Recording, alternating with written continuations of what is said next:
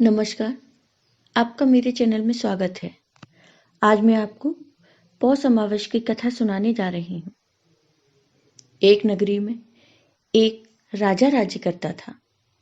उसकी प्रजा एवं परिवार सभी खूब आनंद से जीवन बिता रहे थे। राजा की रानी बहुत ही धार्मिक विचारों की थी और वह राजा से बहुत प्रेम करती थी। राजा के महल के सामने एक साहूकार की हवेली थी। राजा की रानी और सेठ की पत्नी में बहुत गहरी मित्रता थी। रानी सारी प्रजा से बहुत प्रेम करती थी।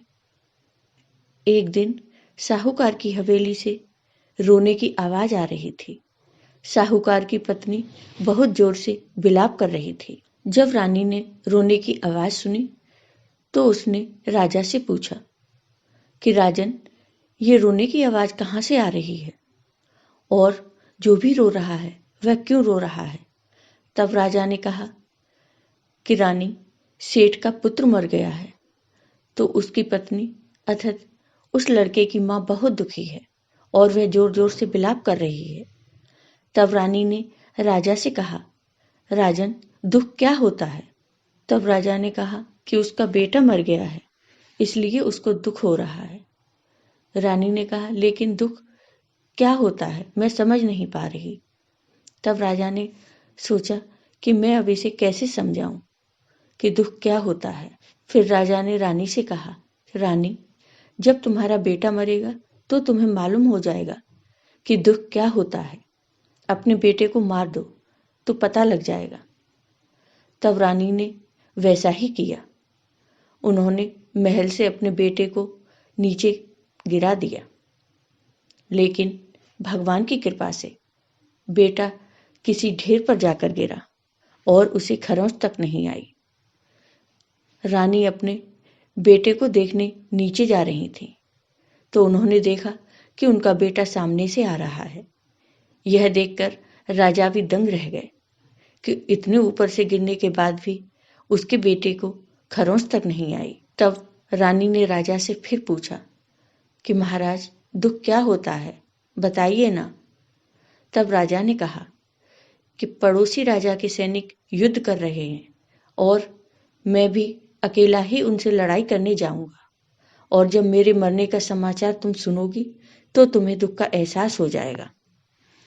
तब राजा ने युद्ध के लिए प्रस्थान किया, लेकिन भगवान और अमावस माँ की कृपा से राजा अपने महल वापस आ गया। अब राजा भी सोचने लगा कि क्या कारण है, मैं रानी को नहीं समझा पा रहा कि दुख क्या होता है। तब राजा ने रानी को बुलाकर कहा कि रानी, हम गंगा यात्रा के लिए जाएंगे, तैयारी शुरू कर लो। तब मैं गंगा जी में कूद जाऊंगा और तुम्हें एहसास हो जाएगा कि दुख क्या होता है। तब रानी ने गंगा यात्रा की तैयारी शुरू की और आवश्यक सामान और भोजन सामग्री की तैयारी कर ली। इधर कैलाश पर भगवान शिव ने सती से कहा कि सती, मैं कलयुग में तुम्हें सुखी आत्मा के दर्शन कराऊंगा। तब शिव जी ने बकरे का और माँ पार्वती ने बकरी का रूप धारण किया और वे दोनों एक बावड़ी के पास घास चरने लगे। इतने में राजा रानी की सवारी वहां आ गई। रानी ने सुंदर छाया और बावड़ी को देखा तो राजा से कहा कि हम यहीं जलपान और विश्राम करके ही आगे बढ़ेंगे। राजा रानी ने वहां जलपान किया और विश्राम किया और फिर राजा पानी लेने के लिए बावड़ी में चला गया। बकरी के रूप धारण किए हुए माँ पार्वती ने भगवान शिव से कहा, इसे दुख का एहसास क्यों नहीं हो रहा, ये कब दुख देखेगी, इसे दुख क्यों नहीं मिल रहा। रानी ने बकरा बकरी को उसी की भाषा में बोलते हुए सुना। रानी ने सुना कि शिवजी माँ पार्वती से कह रहे थे कि इस रानी ने अमावस का व्रत किया था, इसलिए इस जन्म में यह रानी बनी और सुख का आनंद ले रही है। राजा गंगा में भी नहीं मरेगा। रानी ने उनकी बातें सुन ली। जब राजा पानी लेकर आया तो रानी ने राजा को सारी बातें जो भगवान शिव और माँ पार्वती में हुई थी राजा को बता दी। फिर दोनों राजा रानी अपने महल वापस आ गए। तब राजा ने अपने राज्य में घोषणा करवा दी कि सब कोई अमावस का व्रत करे। राजा खुद भी अमावस की पूजा करता था और रानी की बातें सुनकर तो उसे भगवान पर और भी ज्यादा विश्वास हो गया और राजा रानी मिलकर अमावस का व्रत और पूजन करने लगे। अब सुनिए पौष अमावस्या का महत्व। पौष माह में कृष्ण पक्ष की अंतिम तिथि को पौष अमावस्या होती है। अमावस्या के दिन दान और पवित्र नदी में स्नान का बहुत महत्व माना गया है। इस दिन पितरों के नाम से दान करने से उनका आशीर्वाद प्राप्त होता है और आपके जीवन की समस्याएं दूर होती हैं। अमावस्या तिथि को धार्मिक और ज्योतिष दृष्टि से भी बहुत महत्वपूर्ण माना जाता है। शास्त्रों में इस दिन का बहुत महत्व बताया गया है। अमावस्या तिथि पर विशेष तौर से अपने पितरों को प्रसन्न करने के लिए श्राद्ध कर्म और तर्पण आदि के अनुष्ठान किए जाते हैं। पितरों का आशीर्वाद प्राप्त करने के लिए यह तिथि बहुत महत्वपूर्ण होती है। इस दिन पितृ तर्पण, पवित्र नदी में स्नान और दान कर्म करना बहुत शुभ फलदायी माना जाता है। पितृदोष से मुक्ति पाने के लिए यह तिथि बहुत महत्वपूर्ण होती है।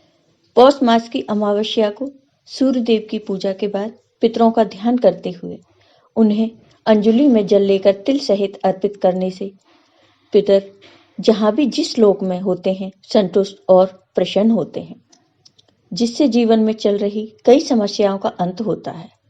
संतान सुख का योग भी इससे प्रबल होता है। अमावस्या तिथि की रात्रि में चंद्रमा दिखाई नहीं देता है, इसलिए यह रात अंधेरी होती है और चंद्रमा का प्रभाव क्षीण हो जाता है। अमावस्या को जन्मे जातक की कुंडली में चंद्र दोष लगता है, उनका चंद्रमा मजबूत नहीं रहता। अमावस्या तिथि का प्रभाव व्यक्ति के मन पर पड़ता है, क्योंकि चंद्रमा को मन का कारक माना जाता है। जो लोग भावनात्मक रूप से कमजोर होते हैं वे इस दिन थोड़ा सा विचलित हो सकते हैं। पौष अमावस्या की पूजा विधि। अमावस्या के दिन पवित्र नदी, जलाशय या कुंड आदि में स्नान करें। सूर्य देव को अर्घ्य देने के बाद पितरों का तर्पण करें। तांबे के पात्र में शुद्ध जल, लाल चंदन और लाल रंग के पुष्प डालकर सूर्य देव को अर्घ्य देना चाहिए। पितरों की आत्मा की शांति के लिए उपवास करें और किसी गरीब व्यक्ति को दान दक्षिणा दें। पितृदोष से पीड़ित लोगों को पौष अमावस्या का उपवास कर पितरों का तर्पण अवश्य करना चाहिए। पौष अमावस्या पर इन उपायों को करने से मिलेगा लाभ। हनुमान चालीसा या सुंदरकांड का पाठ करें। दोपहर के समय पितरों के नाम से तिल जल से पितरों का पूजन करें। पीपल का पूजन करें और पीपल की साथ परिक्रमा करें। जरूरतमंदों को भोजन और धन दान दें। लाल रंग की गाय को मीठी रोटी खिलाएं। आपको ये वीडियो पसंद आया हो तो लाइक कीजिए, शेयर कीजिए और मेरे चैनल को सब्सक्राइब कीजिए। साथ ही बेल आइकॉन पर क्लिक जरूर कीजिए, जिससे हमारे वीडियो के नोटिफिकेशन आपको मिलते रहें। धन्यवाद।